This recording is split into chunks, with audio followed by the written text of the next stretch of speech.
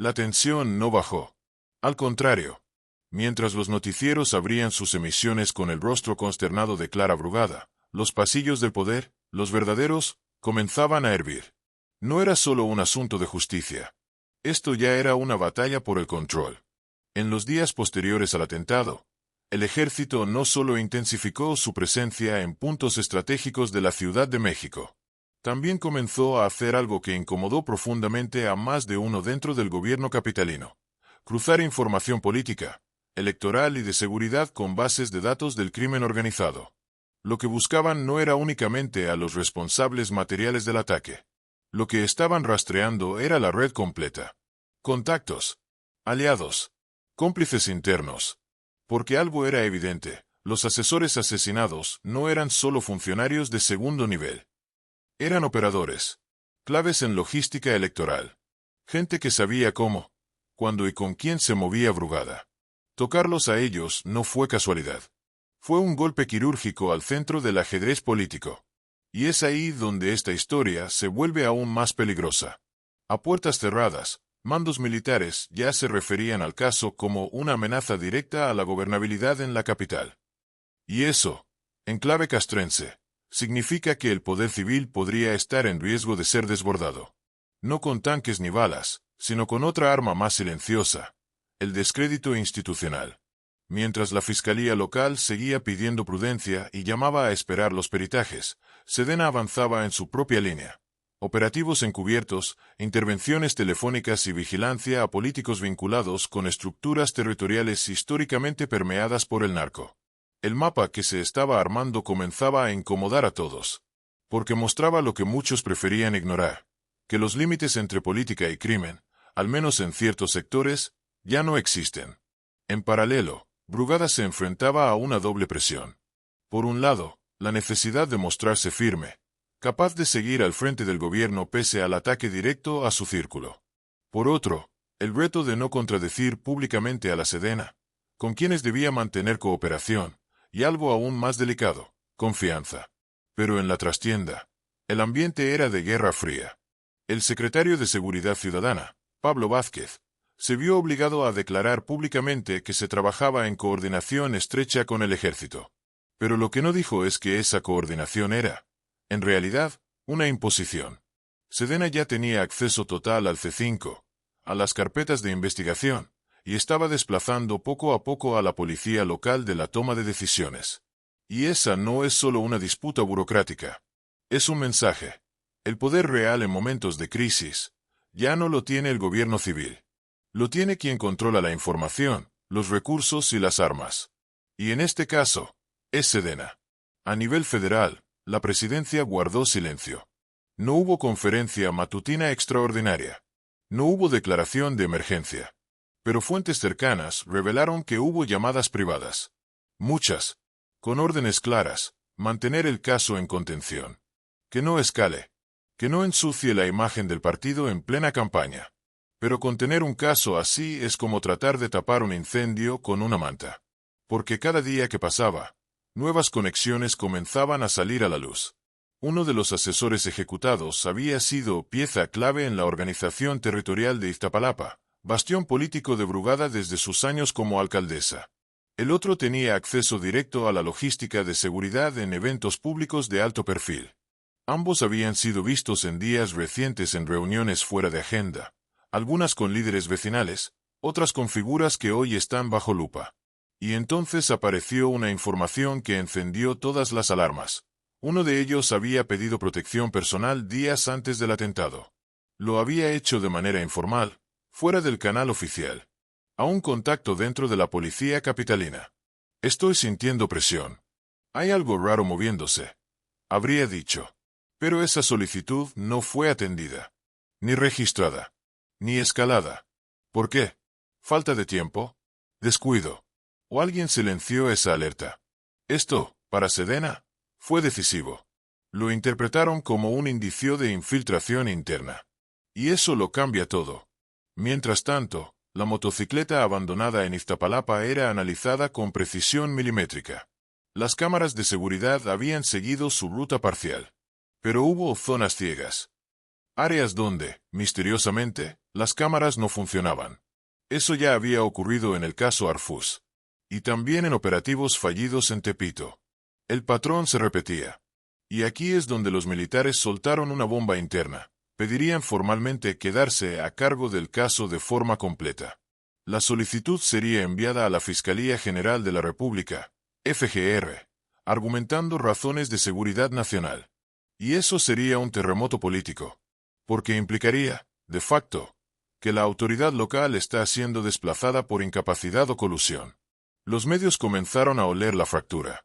Algunos hablaron de un choque entre fuerzas. Otros, de una intervención técnica. Pero lo cierto es que esto ya era una lucha frontal por el control del discurso, de la narrativa y del futuro de la ciudad. En redes sociales, las reacciones eran un termómetro del miedo. Si matan a los que están en el poder, ¿qué queda para nosotros? El narco ya no está tocando la puerta. Ya vive adentro. Esto se les salió de las manos. Mientras eso ocurría, una figura se mantenía en el centro del huracán, Clara Brugada. Su reacción inicial fue la esperada: condena, luto, exigencia de justicia. Pero después, el silencio. Una pausa calculada. Sus asesores sobrevivientes sabían que cualquier declaración en falso podía escalar la crisis. Y ahí estaba la verdadera paradoja. La jefa de gobierno, en el momento más crítico de su gestión, con sus operadores asesinados, bajo presión militar, y sin poder controlar ni siquiera los hilos básicos de la investigación. Y el país mirando. La pregunta que empezaba a flotar en todas las redacciones era: ¿se trató de un atentado directo contra ella? ¿O fue una advertencia más sutil, pero igual de brutal? ¿Quién se beneficia del caos? ¿Quién gana con una capital debilitada justo antes de las elecciones? ¿Y quién pierde si la verdad sale a la luz? Porque algo ya es claro. El caso Brugada no es solo un crimen. Es un mensaje. Uno que está siendo descifrado no por periodistas, ni fiscales, ni analistas, sino por militares. Y eso, en el México actual, cambia todo. Las tensiones, que antes eran apenas visibles para los ojos externos, ahora se volvieron imposibles de disimular. Mientras la ciudad trataba de volver a la normalidad, con discursos de unidad, comunicados institucionales y eventos públicos cuidadosamente orquestados, el verdadero conflicto estaba ocurriendo detrás del telón. En una sala privada del campo militar número 1, altos mandos de Sedena sostenían reuniones con miembros electos del gabinete federal. El tema ya no era únicamente el atentado contra los asesores de Clara Brugada. Era algo más amplio. Una hipótesis que lo cambiaba todo. El narco estaba ejecutando una estrategia de infiltración política a gran escala. Para los militares, lo ocurrido en Iztapalapa no era un caso aislado. Era la pieza más reciente de un patrón preocupante. Atentados selectivos, amenazas veladas, y ahora, la posibilidad de que grupos delictivos estuvieran interviniendo directamente en la definición de candidaturas, estructuras electorales y territorios de control político. ¿Hasta dónde llegaba esto? ¿Cuántos nombres relevantes estaban comprometidos? ¿Y por qué justo ahora? Lo que Sedena comenzó a mapear fue más parecido a una guerra silenciosa que a una investigación criminal. Zonas de influencia, operadores políticos con vínculos financieros turbios, flujos de dinero en campañas locales. Y el epicentro de esa actividad era, una vez más, el oriente de la ciudad. La respuesta institucional fue inmediata, pero parcial. Más retenes, más vigilancia, más mensajes públicos de trabajo conjunto. Pero los movimientos de Sedena hablaban un idioma distinto. Estaban tomando decisiones operativas sin consultar a las autoridades civiles locales. Incluso sin pasar por el CNI, Centro Nacional de Inteligencia. Una cadena de mando alterna había nacido en la sombra.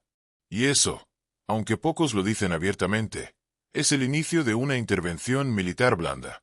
Clara Brugada lo entendió rápidamente. Por eso, aunque mantuvo la postura oficial de respeto y cooperación, pidió una reunión privada con el secretario de la Defensa. No trascendieron los detalles, pero fuentes cercanas indican que ella planteó 2 puntos críticos. Su integridad física estaba en riesgo. No era paranoia. Ya había recibido amenazas indirectas, y su equipo de seguridad interna fue reforzado de forma extraordinaria. La autonomía de la Ciudad de México debía respetarse. Ceder completamente el control de la seguridad implicaba un golpe simbólico a su autoridad como jefa de gobierno, y también un riesgo electoral.